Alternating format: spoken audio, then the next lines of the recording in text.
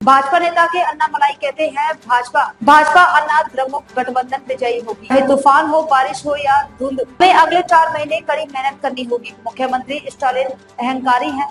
उन्हें लगता है कि वे पैसे बांटकर चुनाव जीत सकते हैं। 4.5 साल से तमिलनाडु में जहरीली शराब से 88 लोगों की मौत हो चुकी है। करूर में मरने वालों ने क्या पाप किया था? வாழ்க்கையெல்லாம் மாறி இருக்கிறது. அதெல்லாம் படம் பிடித்து காட்டி ஆளும் கட்சியின் மீது மாநிலத்தில் கோபத்தில் இருக்கிறவங்க எல்லாம் என்ன சொல்றாங்க அதெல்லாம் கேட்க வைத்து இந்த யாத்திரையை வெற்றிகரமாக நடத்தி முடித்து காட்ட வேண்டிய கடமை ஒரு பாரதிய ஜனதா கட்சியினுடைய தொண்டனுக்கும் ஒரு பாரதிய ஜனதா கட்சியினுடைய தலைவனுக்கும் இருக்கிறது.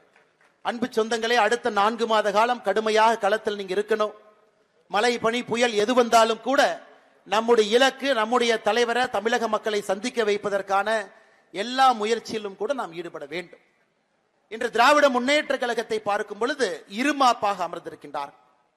எங்களை எதுவும் தொட்டுவிட முடியாது, நாங்கள் மறுபடியும் ஆட்சிக்கு வரப்போகின்றோம் என்று ஒரு இருமாப்பாக அமர்ந்திருக்கின்றார். அந்த இருமாப்பு எங்கிருந்து வருதுன்னு பாத்தீங்கன்னா,